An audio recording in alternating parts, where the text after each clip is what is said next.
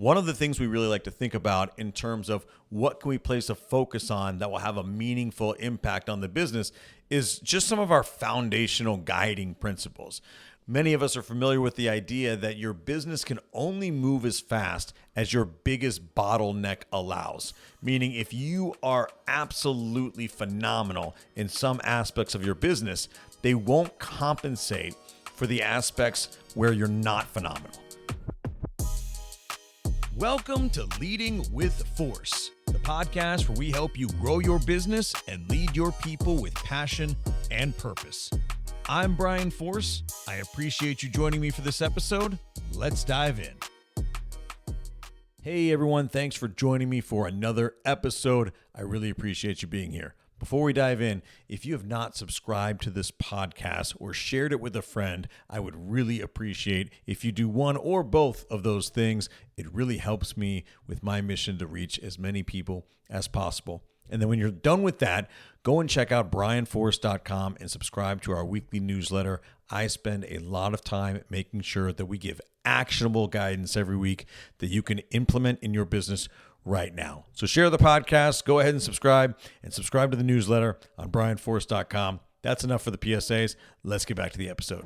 Today I want to talk about one of the most powerful tools that I think that we regularly use and implement in our business, and I think it could be very helpful for you as well. We all have big visions for our business, and hopefully at least some of us have a roadmap as to how we're going to get there, a general idea of where we're going and what we're going to do along the way.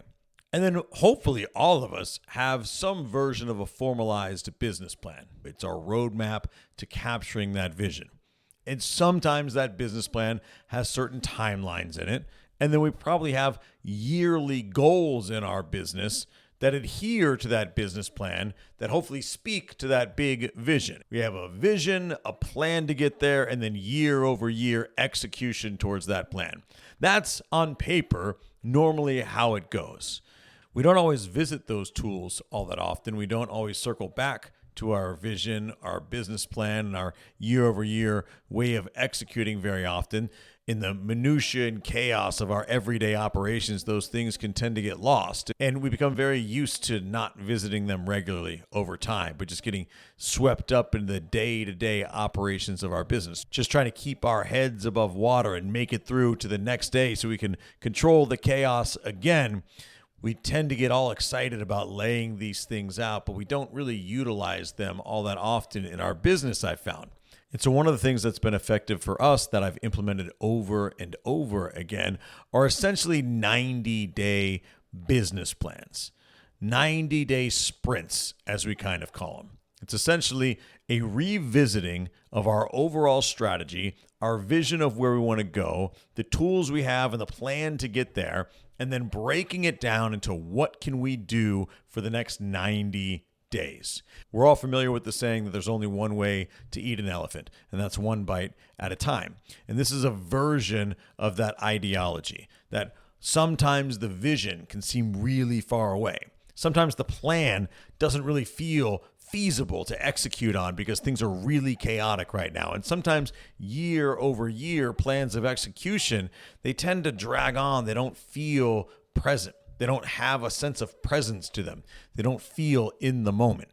90 days is something we've always been able to rally people around because it's long enough for your actions to have a substantial impact on your business, but it's also short enough that it feels tangible. You're able to stay and keep your team in the moment and focused on that short-term goal. And if you do that on a regular basis, once a year perhaps, you'll find that you tend not to lose that much momentum in between sprints. It's like you carry that success, that momentum, that short-term satisfaction of accomplishing whatever it was that you were trying to accomplish in the business. There's a lasting effect to being that productive in a burst. And so I found this tool to be very effective. Of course, we have an overall strategy. We have a yearly business plan that we're trying to measure our metrics against. But when it feels like we're getting a little bit bland, when it feels like we're just kind of going through the motions, when it kind of feels like the chaos is controlling us and not the other way around, We'll implement a 90-day sprint. We'll break down the business into here are our biggest opportunities right now. Whether it's a growth goal for 90 days, an operational goal for 90 days, or both simultaneously for different departments in the organization, we want to break down our bigger goals into smaller 90-day sprints. We've had a lot of success with that, so I want to talk about how you can implement this effectively in your business today. Before we dive into the nuts and bolts, it's important to level set on why 90-day action plans, 90-day sprints are so effective. Talked about this a little bit a moment ago, but it's worth repeating.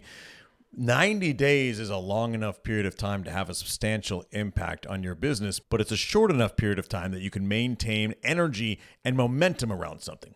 But one of the reasons that you're able to maintain that momentum is because the 90-day plan stays relevant for all 90 days in just about every aspect. Whereas your year-long business plan or your formal business plan may need to adapt as market conditions change, as your vision for the company develops, as the team and the culture evolve.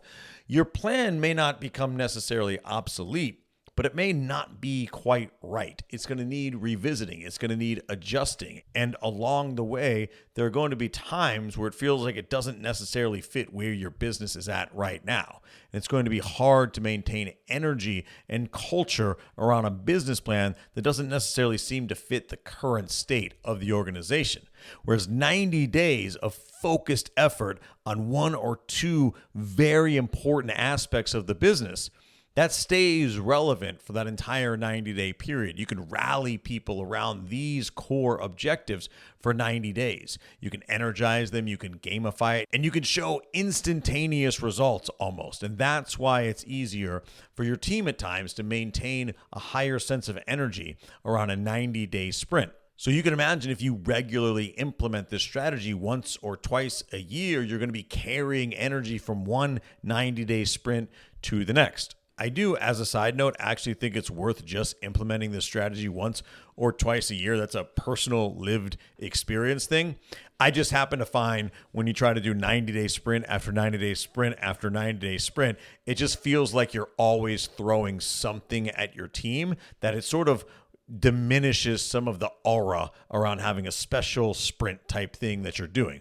I would suggest making this something that you do no more than twice a year, which, by the way, when you add them together is half the year. You might do a Q1 and a Q3, like really focused sprint on a couple of core objectives on the business. But if you're always doing that back to back, then it sort of loses its sense of luster. But that's why I believe the 90-day sprint is so effective. There are endless amounts of studies out there, and I'll try to remember to put some in the show notes, that will show that comparatively shorter bursts of highly focused energy will, over the long term, produce better results than long periods of monotonous, lackadaisical focus. If you can have higher, more intense level of focus for 90 days, you might get more productivity out of your team than you would in 270 days of just blah. We're just going through the motions every day. And this strategy also trains your team to get into the mindset of doing hard things for short intervals and to really go all in for these periods of time. It really brings your team together because they know on the other side of this, hey, we're going to have achieved something. I usually like to gamify these 90-day sprints. If we hit our goals, if we hit our objectives, there's some sort of intrinsic reward at the end. That's not really necessarily a huge driver as far as your culture. It can be. You don't necessarily want to drive your culture that way. It's just a fun little gravy on top. But you want your team to look forward to the achievements they're going to have. And when you give them 90 days to achieve something, it feels right there. It feels very tangible, whereas your much larger vision for the company could take years and years of grinding work to even come close to manifesting. So this is why people are able to maintain their energy levels around something on a much shorter term basis. So now that we understand why this can be effective, let's talk about how to implement it. Step one to implementing a 90-day sprint in your business is you have to know what it is that you're trying to accomplish. What is it that will have a substantial impact on your business if achieved in the next 90 days and is realistic enough that with some focused effort, it actually can be achieved? The way that I like to think about these things is that we want to achieve something that seems really hard, but it doesn't seem impossible. As soon as your team starts thinking that they can't achieve whatever it is that we're trying to accomplish here, then the energy starts to die around it. If we get to day 10 of 90 and my team doesn't believe that we can hit the goal, then the whole gamification, the energy, the culture that we've built around it is going to start to fizzle a little bit every day. There comes this tipping point when you get into these things where you realize you're already far enough into it that you don't really feel like the pacing is there. You don't have enough time left to come anywhere near achieving what we set out to achieve. And that just simply means that we can't necessarily set our sights too high because we only have a short window. We only have 90 days to accomplish whatever it is we're trying to accomplish. But we also need to make it seem really hard. We need to rally people around this. The 90 days going forward have to be different than the 90 days we've just had. The whole reason we're doing this sprint is because we want to sprint. We want to run fast. We want to accomplish a lot in a short period of time. So my guidance is you've got to set a lofty goal for these 90 days, but it has to feel possible. And the way that I like to present these things is that I promise my team they're going to be hard. I promise my team that we're going to have a hard 90 days of focused effort. But I also promise them that it's not going to be impossible. In fact, I'll have a conversation when we do sprints and I'll ask for buy-in from the team. Do you think this is undoable? Or do you just think it's really hard? And we'll get the team to buy in, to own it, to admit that, yes, this is hard. This is going to be a challenge, and to also admit, but it's not impossible. And as soon as you rally people around this idea that they admit this is not impossible, but they also acknowledge it's very hard, well, now we know where we stand. And now we know we've set the tone for how we're supposed to show up every single day. So whatever it is that you decide you want your team to be striving for in these next 90 days, make sure they don't think it's impossible. Also make sure they do think it's hard. That's very important. And then, of course, you want it to really move the business forward. We're not going to do hard things just for the sake of doing hard things. It has to be impactful. And so this is where you as the owner need to be looking at your KPIs and saying, where do we need to move the needle forward that would have a massive impact on our business in the next 90 days? And by the way, you can do more than one, but I would never do too many. I would really only have like 2 things that we're trying to achieve in any 90-day sprint. I would have sales and operations, and I wouldn't make it any more complicated than that. For us, when we do sprints, sales is usually some sort of new business generated goal. How many new clients can we sign? How many new sales can we make? How can we increase our conversion rate to X in the next 90 days? Wherever we feel like we're struggling right now, we'll set a goal for 90 days around improving that part of our performance.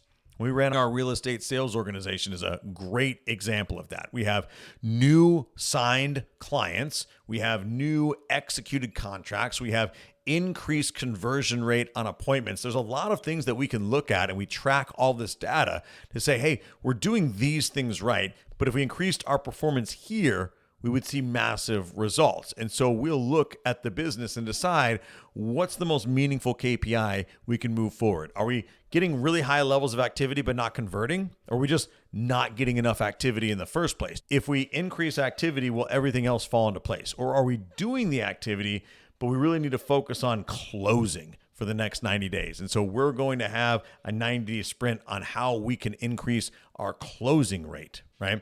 Same thing with operations. You've got to figure out where are your gaps right now. What part of the operational aspect of your business can in 90 days you really move the needle forward on that would have a lasting effect on your business?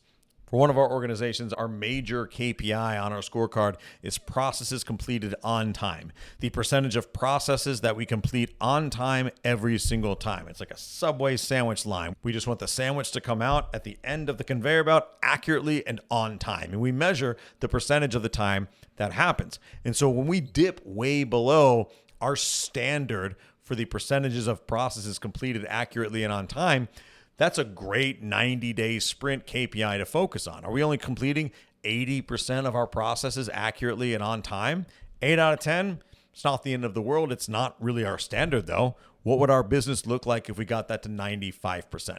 See how my team can show up every day and see that needle moving forward. Your sales team can show up every day and see that needle moving forward, and it's up to your job as a leader to figure out the most meaningful needle to move forward that will have the biggest impact on your business. If 90 days of focus on this thing impacts the business in a meaningful way, that's the thing you want to rally your team around. One of the things we really like to think about in terms of what can we place a focus on that will have a meaningful impact on the business is just some of our foundational guiding principles. Many of us are familiar with the idea that your business can only move as fast as your biggest bottleneck allows. Meaning if you are absolutely phenomenal in some aspects of your business, they won't compensate for the aspects where you're not phenomenal.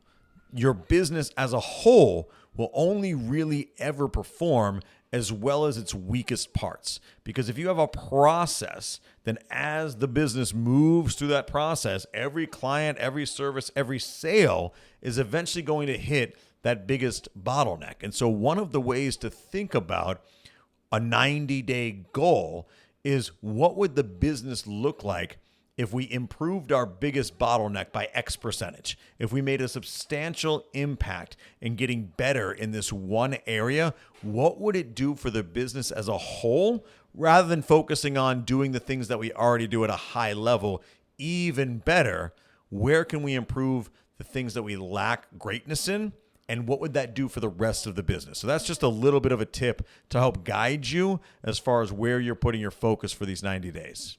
And that's especially important for the sheer fact that oftentimes the things that become our biggest bottlenecks because they're not our strengths. They're the things that we really don't like doing all that much in the business. And so we avoid them, or we just don't focus on them enough to really make a meaningful impact day in and day out. This is probably where we could use 90 days of focus, because it would have a lasting effect on the business as a whole.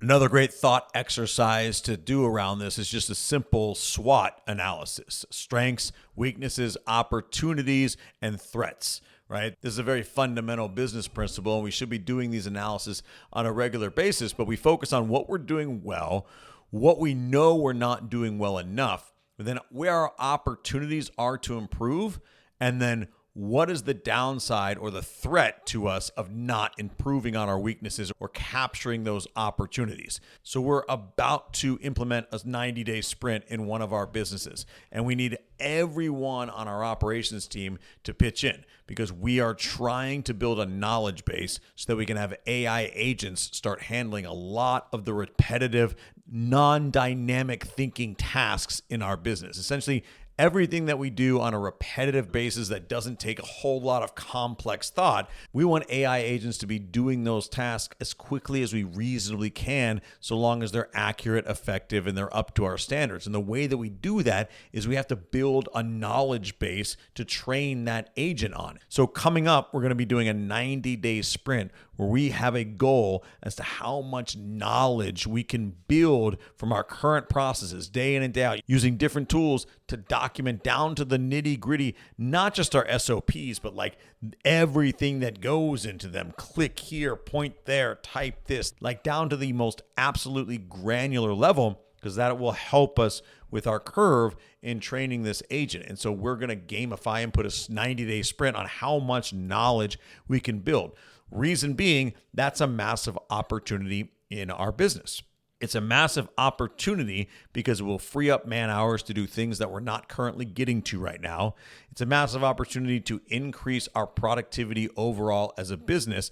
And where the market and the industry is headed, it will become a weakness of ours if we don't get ahead of it, because we're already being threatened by other companies that are adopting this technology. So that is an opportunity that's being threatened already, and we don't want to become a weakness over time. So we're going to do a 90-day sprint to try and get ahead of the curve. That's a great way to think about where your focus should be. All right, so once you have an idea of what you want to accomplish in the next 90 days, now we need to actually implement the plan. We need to communicate to our team, and we need to actually deploy the plan so we can start working. I like to use a simple SMART, S-M-A-R-T framework for building these types of things. That just means that the plan has to be specific, measurable, achievable, relevant, and time bound. So many of these boxes are already going to be checked by doing the thought work that we just did in our previous step, by thinking deeply around where our opportunities, our threats, our weaknesses, our strengths are. We're going to be able to build a plan around that fits most of the letters in SMART. But specific is a very important one. For us in the 90-day sprint around the knowledge base, one of the reasons that I haven't launched the knowledge-based 90-day sprint yet is because I don't really have the specificity just yet that I think we can measure to make sure that we're actually on path with what we're trying to achieve. I've got to get a little bit more clarity around the specificity behind that 90-day sprint. But for something like sales or operations, if you're measuring your KPIs day in and day out, you should be able to set very specific goals, very measurable goals. And then, of course, they need to be hard, but not impossible, achievable, and difficult. And then, of course, relevant to the actual vision and business plan for the company. And time bound is pretty straightforward. It's 90 days. So when you're drawing up a plan and you're communicating this plan to your team, just think about that SMART analogy. When you're communicating, are you communicating the specificity of what we're doing? Is it measurable and we're clear on how we're going to measure it? Is it difficult but not impossible, meaning it's achievable? Is it relevant to the health of the business? Is it actually what we need to be doing right now? And of course, it's 90 days long. This is the framework we want to use to draw up a tangible plan that we're going to execute on.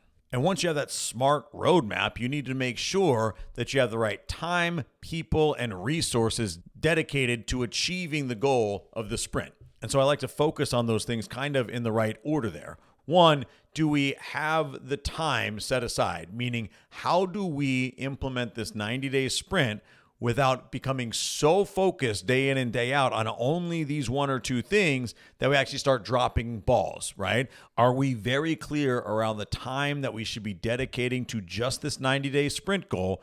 And then also the time we need to be dedicating and the level of prioritization we need to give to daily operations and normal ongoings for the organization. You don't want to become so laser focused that other aspects of your business start to suffer. So I want you to think deeply around how you're going to communicate that to your team. This is the goal for the next 90 days. Also, these are the things we still need to be up to standard. Our client service and communication. You can't start blowing off client calls because you're trying to focus on the 90-day sprint goal.